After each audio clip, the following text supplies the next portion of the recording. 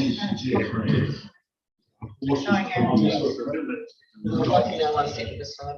youngest things on our place at the moment. Until the puppy arrives on Sunday. We're introducing a youth policy. We might get taken off. Exactly. Maybe not good. Oh, yeah, well, depending on where you're not ready for that. I don't think. Exactly. On the video itself. I think we can keep you out there a bit longer. Did you see when they're 200,000 off the mark? You can say it for a bit.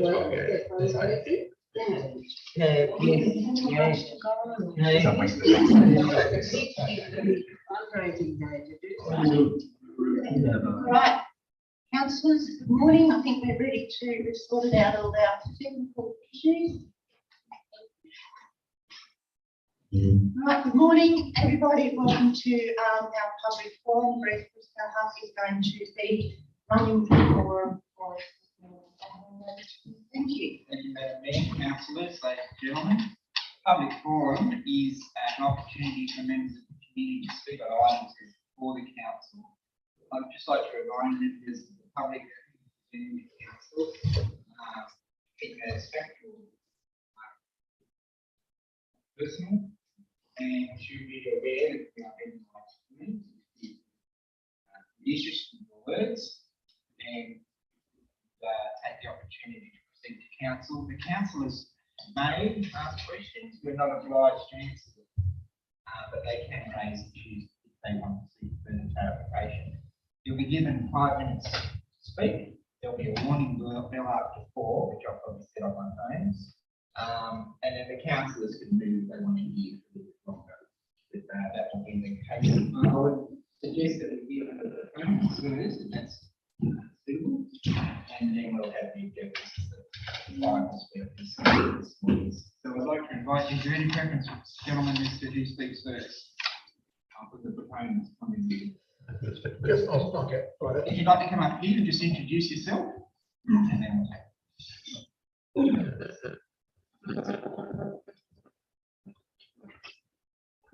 Good morning, Dan Sutherland, I'm the chairman of the Northern Ireland Fund.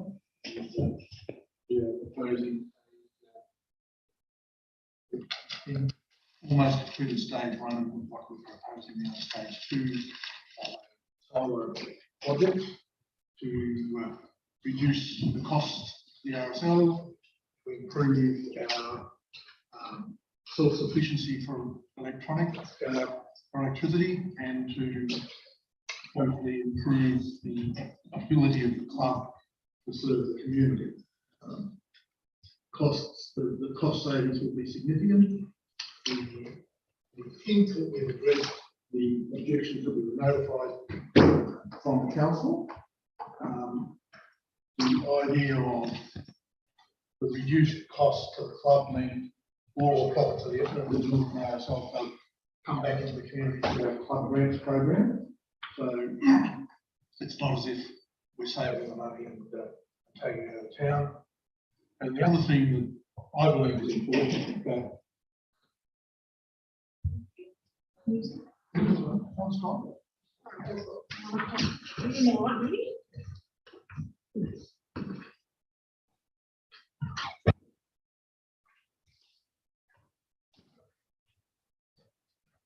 that facility of last resort.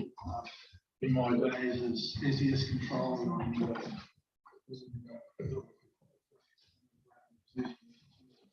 the idea of a facility that can provide hundreds of meals, keep hundreds of people out of the room, keep warm, cool, with all those goals in our risk assessments, and managing consistent with those. If we complete stage 2, that will then be, in my view, a significant resource for the community. When you think about the community situation, particularly the flood, that all would not be able to be built from our community, with the possible exception of Northern Ireland. all the other communities will be having their own issues, and if the flood is that bad, we can cut off. So when we were doing a flood plan, big issue, you need to be reasonably self-sufficient. Now we have Eva Romano, who is the project coordinator. He has all the technical issues and I thought I'd just hand out this sort of slide, just giving you a bit of the benefits of the stage 2 development for the councillors.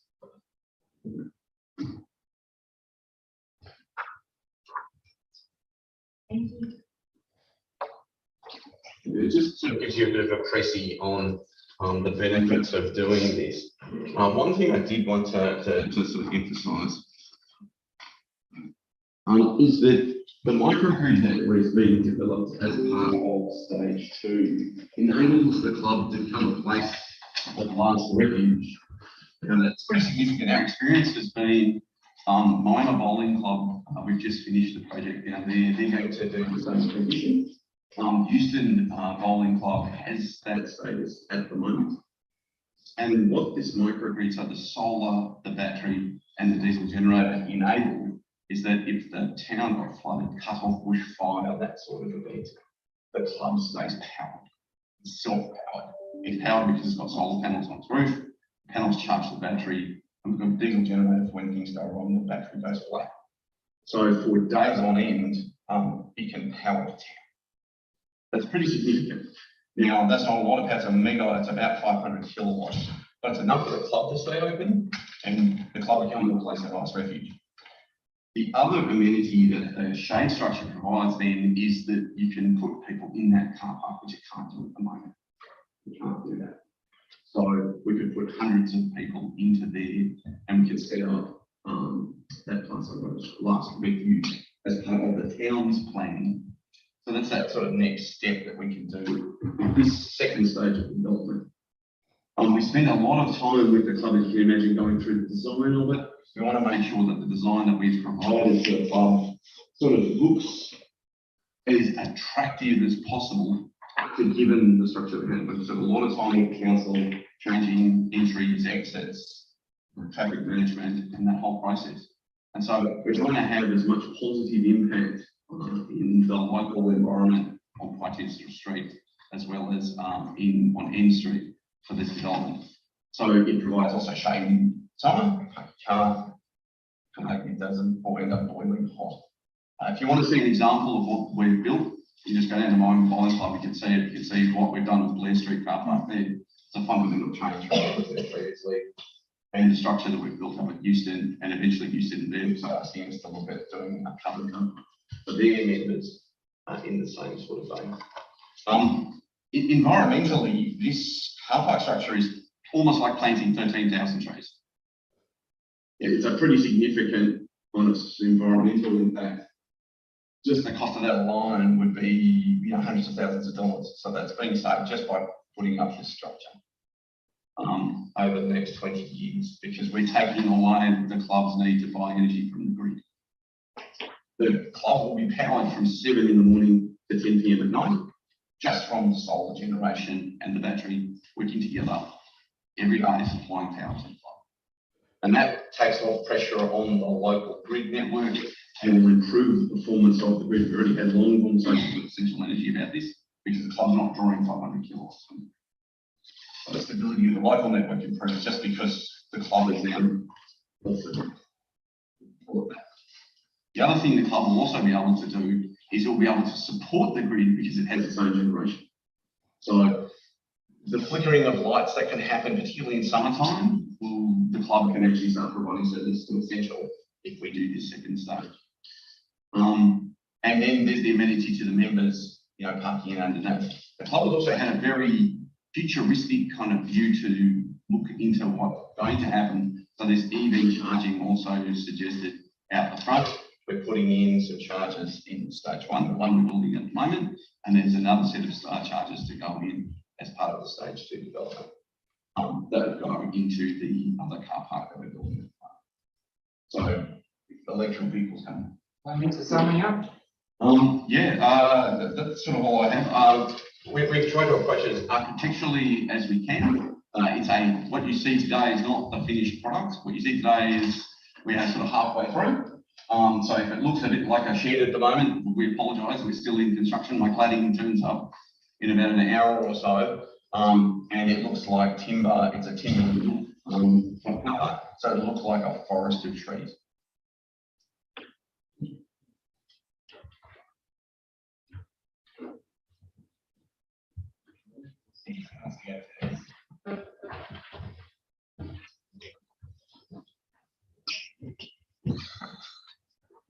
I'm Louise Hughes, and I was asked to come here on behalf of Erin Crooksby, who's teaching and is resident in the area.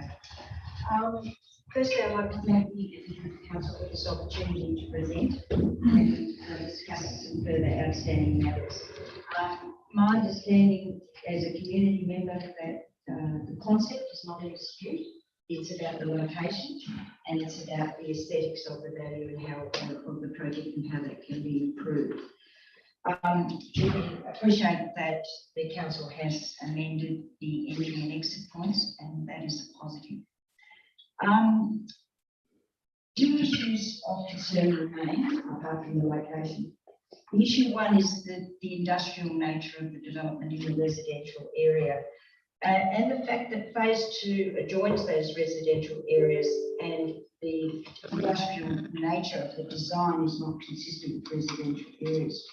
The revised DA notes in 6.3 requirement that the landscaping proposed is strongly regarded as inadequate to provide a buffer and improve the aesthetics of the industrial style nature of the solar car park.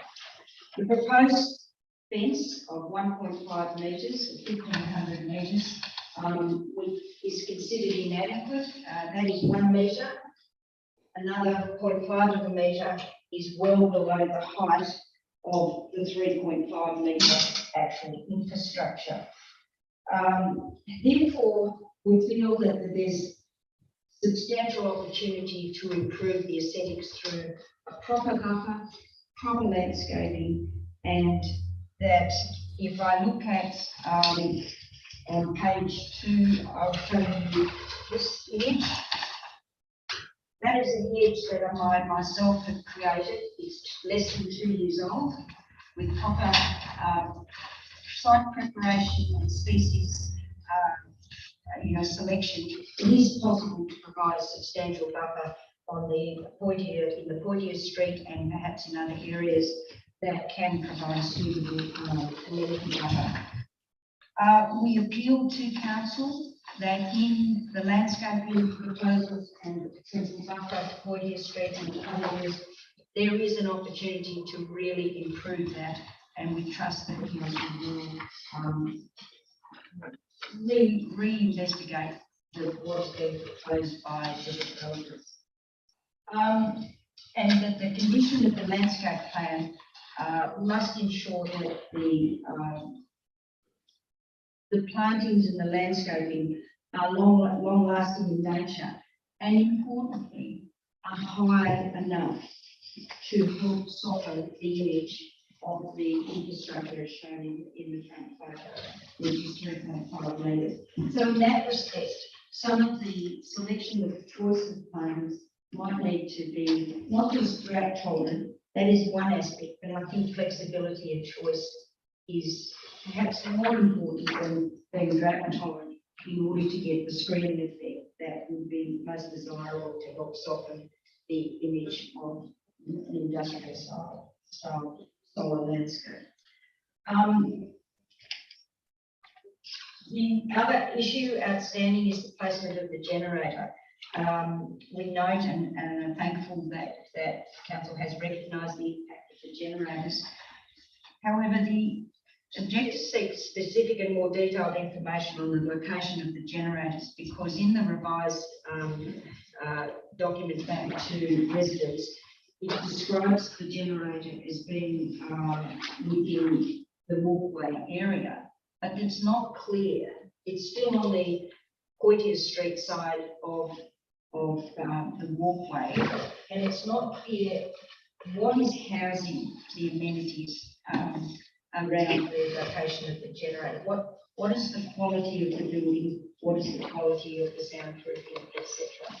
So that we are seeking further clarification on both the location and the the soundproofing of the building. Finally, in closing remarks, the construction of the solar car park Is a positive for development. We are not against the solar concept. It is about how to make it attractive and livable within the residential areas. So at this point in time, the residents have expressed to me that the preference, of course, is on in option 2, which is attached to your papers, and that is located on N Street, currently in an undeveloped area. However, if council continue with stage 2 in its current location, we appeal for much improved landscaping and buffering or visual buffering of the actual entry to Point Street and to other areas. And importantly, I think that this is an opportunity for council to showcase how things could be done to resolve community concern in a collaborative manner. So the engagement of a landscaper, an industrial landscaper, who could work directly with the community on design and opportunities, could really showcase development by getting this right. I just feel, and the residents feel, that there are issues with the buffering and the landscaping that is still out of character with the residents. Thank you very much for the opportunity to speak on behalf of Aaron. Sam, you want to? It hasn't turned up. Well, in the absence of Sam turning up, because of the way the applications are presented to council beforehand for the public forum, we just can't talk on the floor. So I assume Sam would be supportive of the comments otherwise. Ladies and gentlemen, I'd like to say this is the Closure of the public forum and a few time of that for council members. as I would ask that one of the councillors would have a procedural motion to bring the consideration of this development application forward in the agenda. And so you're invited to stay in council. The absence of the general manager is because as a director of the RSL club, he